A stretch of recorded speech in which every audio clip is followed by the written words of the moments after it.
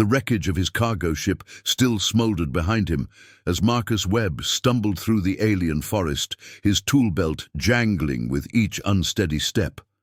3 days since the crash, and his emergency rations were nearly gone.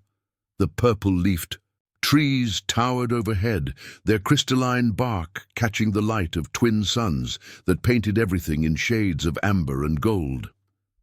Marcus paused to wipe sweat from his weathered face, his calloused hands trembling slightly from exhaustion.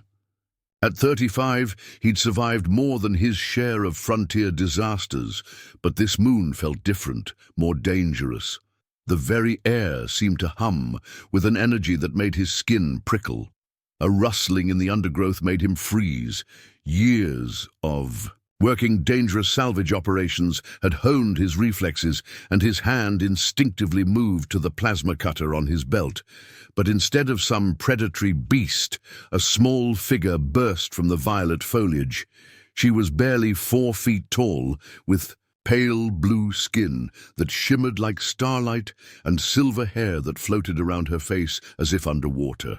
Her large, luminous eyes were the color of deep ocean, filled with desperate tears that streaked down her delicate features. "Please, human," she gasped, her voice musical despite her panic. "You must help me. They took my sister." Marcus knelt, slowly, not wanting to frighten her further. Up close, he could see she was young, perhaps equivalent to a human teenager, wearing simple robes that marked her as one of the peaceful moon-dwellers he'd heard about in spacer tales. "Easy there," he said gently, his rough voice softened by concern. "What's your name?"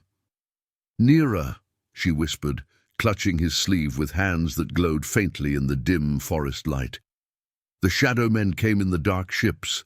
They took Kessa, my sister. She's all the family I have left."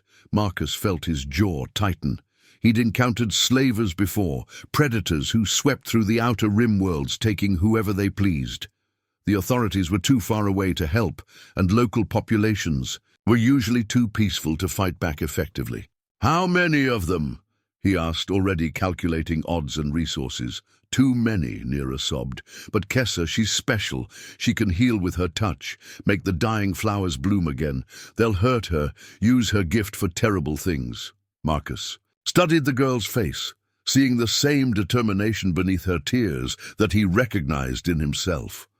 Family meant everything on the frontier, where survival often depended on the bonds between people. He thought of his own sister back on Earth, how he'd moved mountains to protect her. "Where did they take her?" he asked, surprising himself with the decision. Hope flickered in Nira's oceanic eyes. "The old mining station, beyond the crystal valleys. But human, they have weapons, guards. You're just one person." Marcus stood checking his equipment with practiced efficiency. His tool belt contained everything a salvage engineer needed, gear that could be repurposed for more violent ends, if necessary. He'd learned long ago that the line between building and destroying was often thinner than most people realized. "Imperson's all it takes sometimes," he said, echoing words his grandfather had once told him. "Besides, they're not expecting someone like me." As they set off through the alien forest, Marcus found himself studying Nira from the corner of his eye. Despite her obvious fear, she moved through the terrain with natural grace, pointing out dangerous plants and unstable ground with the wisdom of someone born to this world. "Tell me about your sister," he said, as they navigated around a grove of trees that hummed with electrical energy. Nira's expression softened, love replacing fear in her features. "Kessa is beautiful, brave, everything I wish I could be. She's older, wiser. When our parents died in the plague, she took care of me, taught me to survive.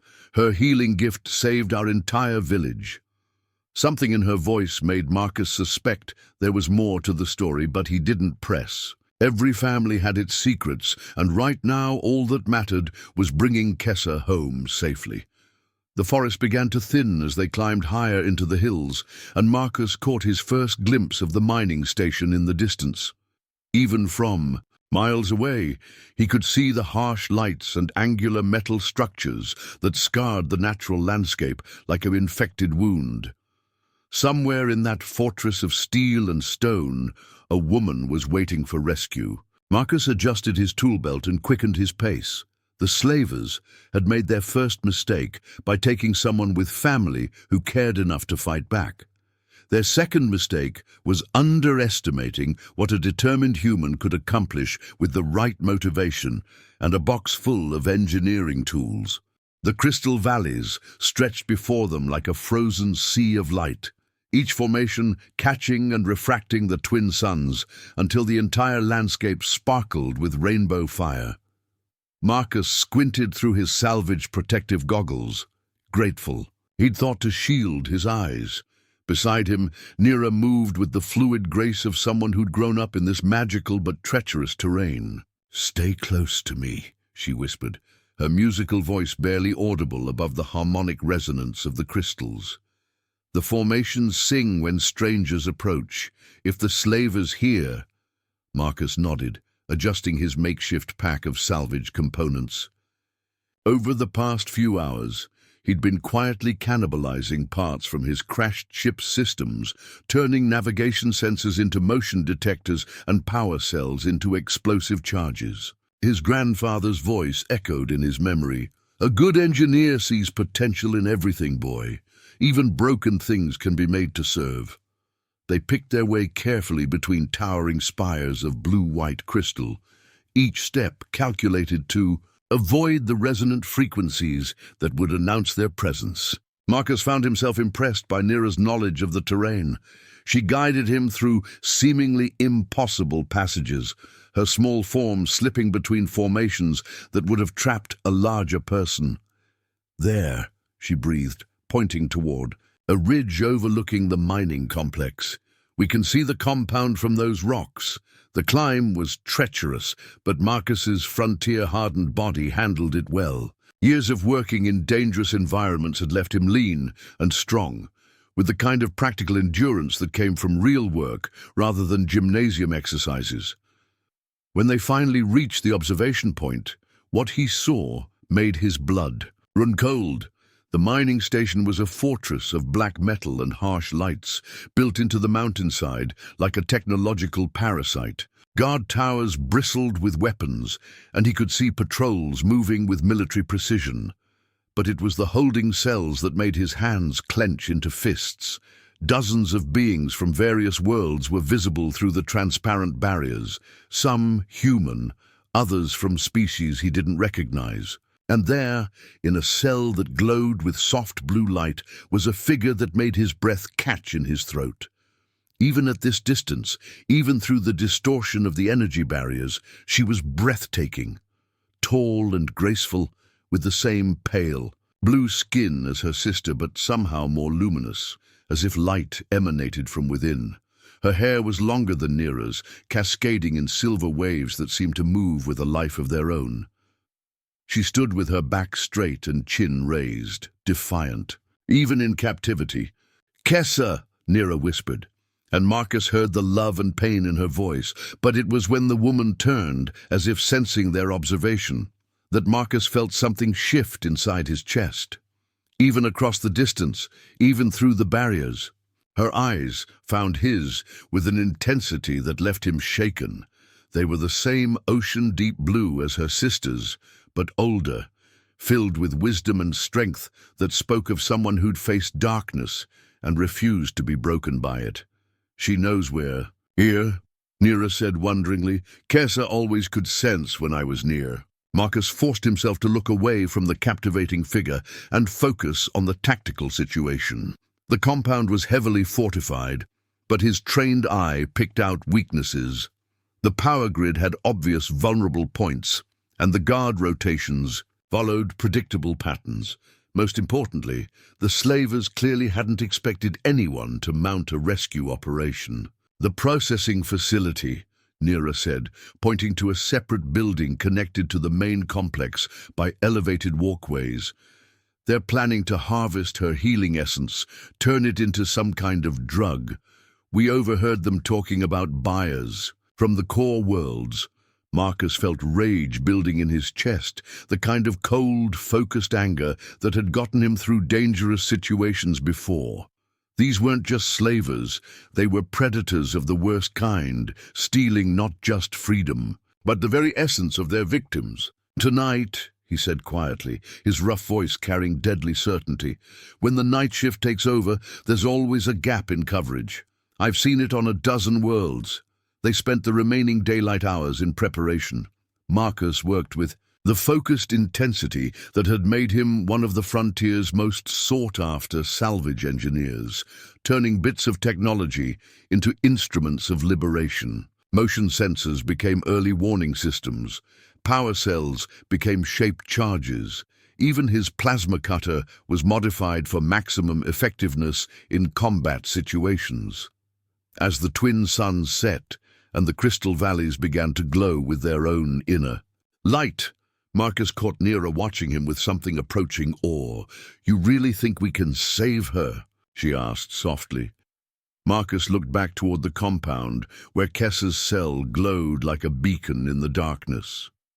The woman who'd captured his attention with a single glance across impossible distance. The sister who meant everything to the brave. Girl beside him, the healer whose gift made her a target for those who would exploit goodness for profit. "We're not just going to save her," he said, checking his improvised weapons one final time. "We're going to make sure these bastards never hurt anyone again." The night air carried the scent of strange flowers and distant ozone. Somewhere ahead, guards walked their predictable patterns while their captives waited in despair. But Marcus, Webb had learned long ago that despair was just another engineering problem waiting for the right solution, and he'd never met a problem he couldn't solve. The compound's outer perimeter fell to Marcus's careful preparations like a house of cards.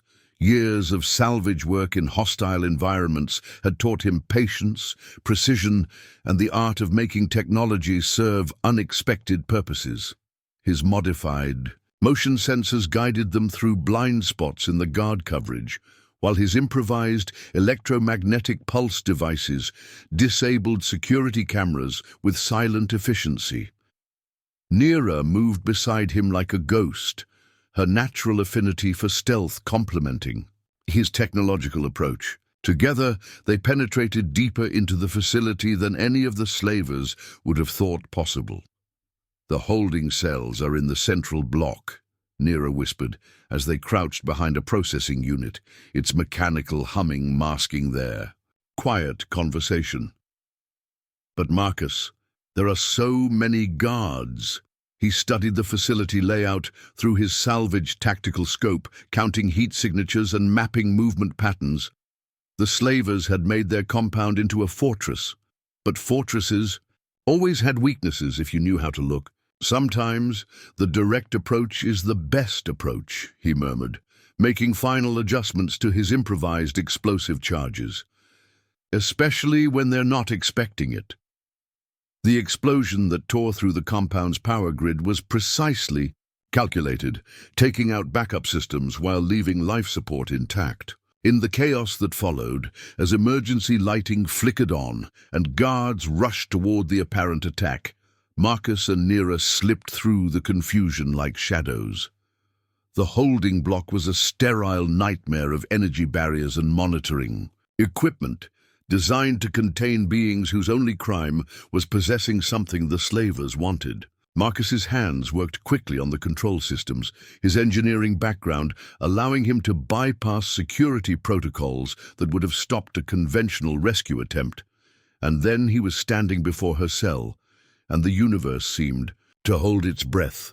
Kessa was even more beautiful up close, but it was a beauty tempered by strength and intelligence. Her pale blue skin had an inner radiance that made the harsh facility lighting seem warm, and her silver hair moved around her face as if stirred by invisible currents.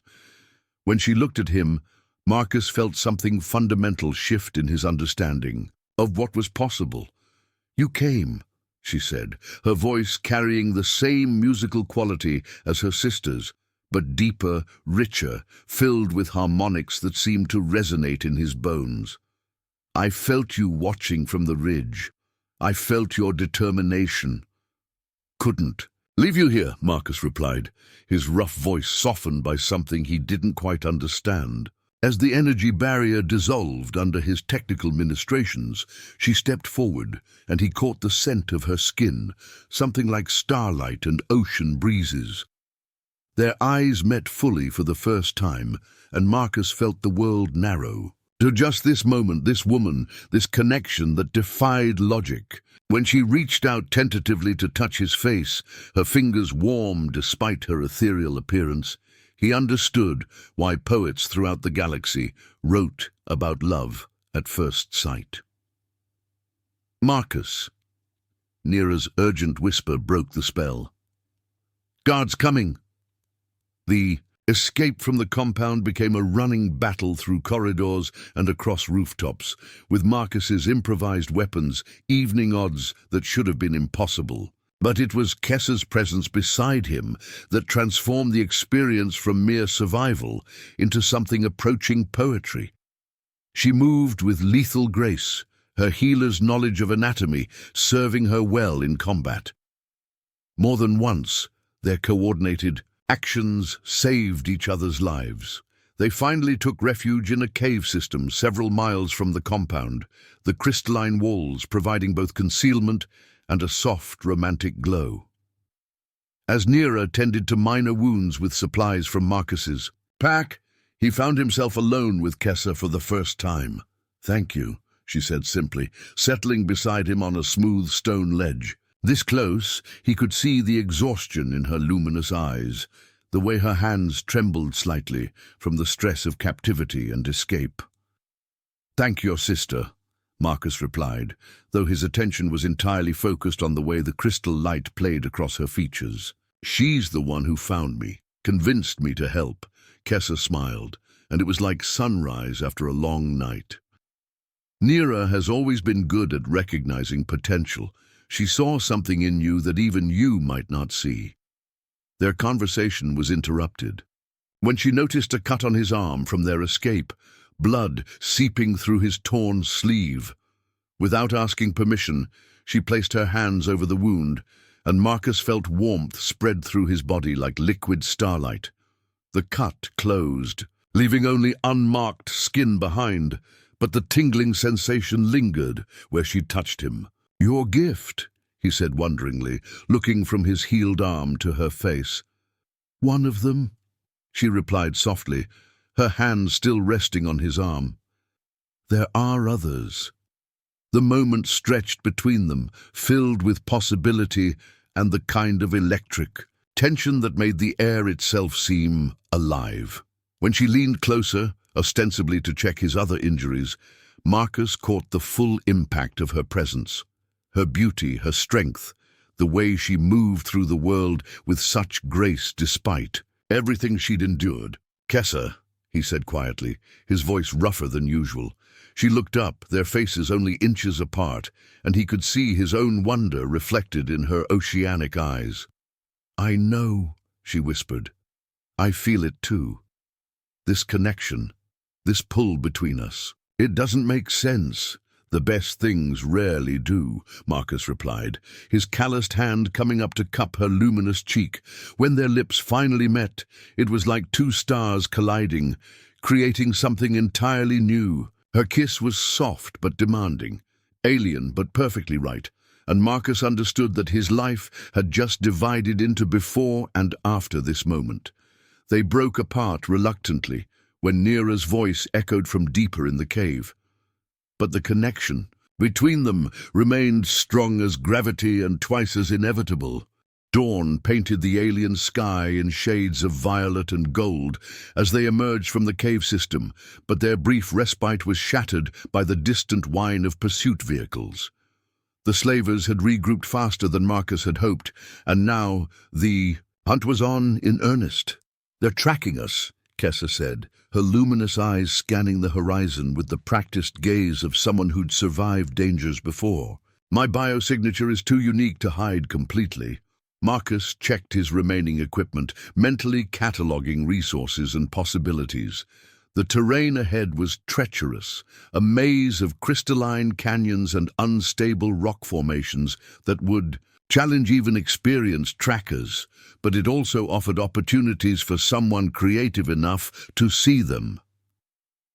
"Then we make them work for it," he said grimly, shouldering his pack of improvised devices.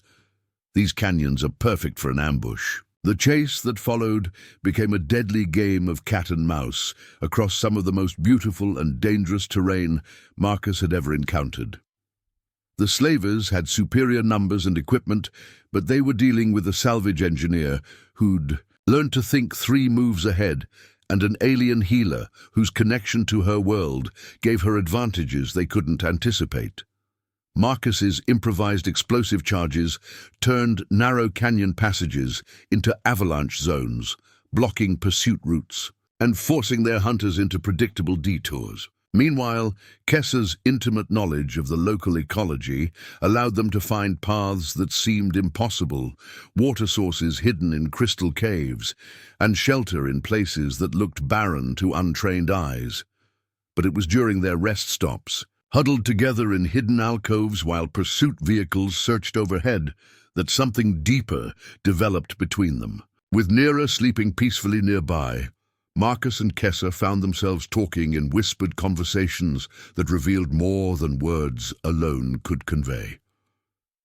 "On your world," Kessa asked during one such moment, her body pressed against his warmth in the cool cave air, "do people choose their partners based on logic or feeling?"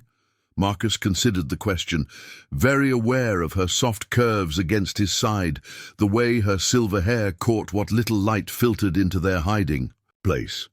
"Both, I suppose. But the best relationships, the ones that last, they start with something neither person can explain." Her fingers traced patterns on his chest, sending electricity through his nervous system. "Like this?" "Exactly like this," he replied, his voice rougher than usual. When she looked up at him in the dim light, her oceanic eyes reflecting depths he was only beginning to explore, Marcus felt something fundamental shift in his understanding of home.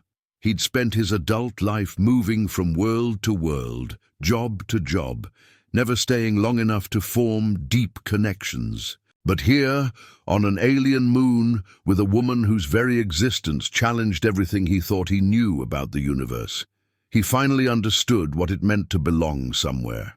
Their kiss this time was slower, deeper, filled with the kind of promise that made the danger surrounding them seem temporarily irrelevant. Her hands explored the muscles of his back with growing boldness, while his own fingers tangled in her extraordinary hair. When they finally broke apart, both breathing heavily, the air between them seemed charged with possibility. "Marcus," she whispered, her voice carrying harmonics that made his name sound like music. "I know," he replied, understanding without need for explanation. "Whatever this is, whatever's happening between us, I've never felt anything like it." The moment was interrupted by the distant sound of search vehicles growing closer, forcing them back into the reality of their situation. But as they gathered their gear and prepared to move deeper into the canyon system, Marcus caught Kessa watching him with an expression that made his pulse quicken. They were falling in love in the midst of a deadly chase on a world light years from anything he'd called home.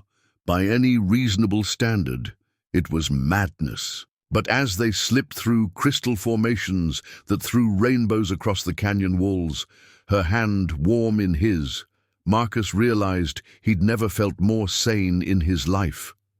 The slavers' vehicles grew closer as the day wore on, their superior technology beginning to overcome the terrain advantages Marcus had been exploiting. It became clear that running wasn't going to be enough. Eventually, they would have to make a stand. There, Kessa pointed to a narrow defile between 2 towering crystal spires. The singing gates. The formations there create acoustic effects that could mask our movements. As they approached the natural formation, Marcus could hear what she meant. The crystal spires caught the wind and turned it into music, haunting melodies that seemed to shift and change with each gust. It was beautiful, but more importantly, it was tactically useful. "Perfect," he said, already envisioning how to turn the terrain into a weapon. "Time to teach these bastards why you don't mess with a frontier family." But as he began setting up his final gambit, Marcus realized the truth of his own words. Somewhere along the way, without quite meaning to, he'd started thinking of Kessa and Nira as family. And on the frontier, family meant everything. The slavers were about to learn just how dangerous a human could be when defending the people he loved. The singing gates rose around them like a cathedral of living crystal, their harmonious voices providing both concealment and an oddly fitting soundtrack for what Marcus suspected would be their final confrontation. He'd positioned his remaining explosive devices with the precision of an artist, turning the natural amphitheater into a trap that would have made his grandfather proud. Kessa worked beside him, her healer's knowledge proving unexpectedly useful for combat preparations. She understood anatomy well enough to know exactly where to place nerve strikes for maximum effectiveness, and her connection to the crystalline formations allowed her to predict how the structures would react to various stresses. "They're coming," Nira whispered from her lookout position, her young face set with determination that reminded Marcus powerfully of her sister. 3 vehicles, maybe 20 fighters total. The odds were impossible, but Marcus had faced impossible odds before. The difference this time was what he was fighting for. Not just survival, not just a salvage contract or frontier pride, but something infinitely more precious. Love, family, the chance at a future he'd never dared to imagine. When the first slaver vehicle rounded the crystal spire and entered the killing ground, Marcus triggered his trap with the calm precision of a master craftsman. The explosion sent crystal fragments flying like deadly rainbow shrapnel, disabling the lead vehicle and scattering its occupants across the canyon floor. But the remaining slavers were professionals, adapting quickly to the new threat level. They came at the small group from multiple directions, using superior firepower and numbers to press their advantage. The battle that followed was desperate and violent, with quarter neither asked nor given. Marcus fought with the methodical efficiency of someone who understood that engineering principles applied to combat as well as construction. Every shot was calculated, every movement purposeful, his improvised weapons serving him well against more sophisticated opposition. Beside him, Kessa proved that healers could be warriors when circumstances demanded.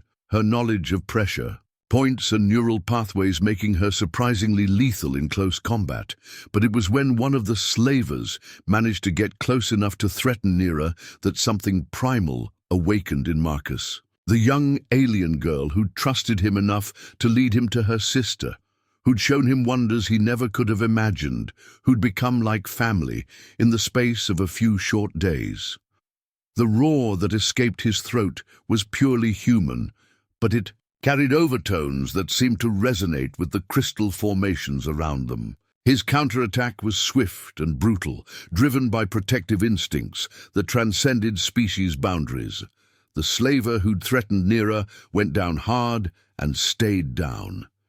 In the sudden quiet that followed, with the surviving slavers either dead or fled, Marcus found himself face to face with their leader, a scarred, bitter-looking human whose eyes held the kind of emptiness that came from too many years of treating other beings as commodities. "You've cost me everything," the slaver snarled, his weapon trained on Kessa. "That healer's worth more than you can imagine." "She's not for sale," Marcus replied calmly, his own weapon steady despite the exhaustion burning through his muscles. The standoff lasted only seconds, but it felt like hours.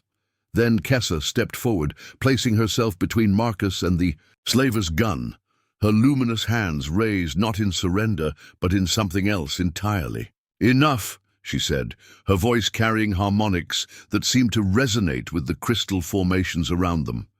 This ends now. What happened next was beyond Marcus's understanding of physics or biology. Light seemed to flow from Kessa's hands, not the warm, golden glow of her healing touch, but something cooler, more purposeful.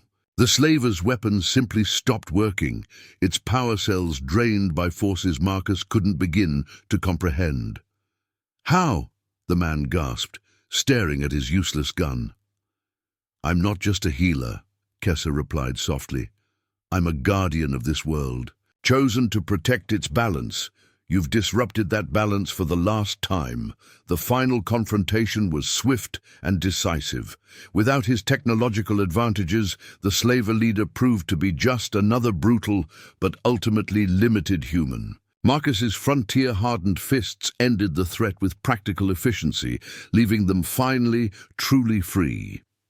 In the aftermath, as they tended wounds and processed what they'd survived, Marcus found himself alone with Kessa among the singing crystals.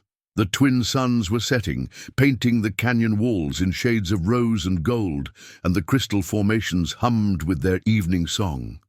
"So," he said, settling beside her on a smooth stone ledge, "guardian of the world, that's a pretty significant detail you left out." Kessa smiled, that radiant expression that had captured his heart from the first moment he'd seen her. "Would it have changed anything? The way you fought for us? The way you've looked at me?" Marcus considered the question, then pulled her closer, marveling at how perfectly she fit against his side. "Not a damn thing. Guardian, healer, or just the most beautiful woman I've ever met. You're still you." Their kiss was soft and sweet, filled with the promise of tomorrows they'd almost lost. When they broke apart, Kessa rested her forehead against her oceanic eyes reflecting the last light of day. "Stay," she whispered. "This world needs people like you, and I need you." Marcus looked around at the crystal cathedral surrounding them, at Nera sleeping peacefully nearby, at the alien woman whose love had transformed him in ways he was still discovering. The frontier was vast, full of opportunities and adventures, but none of it meant anything compared to what he'd found here. "I was thinking the same thing," he replied, his rough voice soft with wonder. "I've spent my whole life looking for home. Turns out it was never a place at all." As the first stars appeared in the alien sky above, Marcus Webb understood that his days of wandering were over. He'd found his purpose, his family, his heart's true home, in the arms of a woman whose very existence proved the universe was far more magical than he'd ever dared to believe. The crystals sang their evening song, and for the first time in his life, Marcus sang along.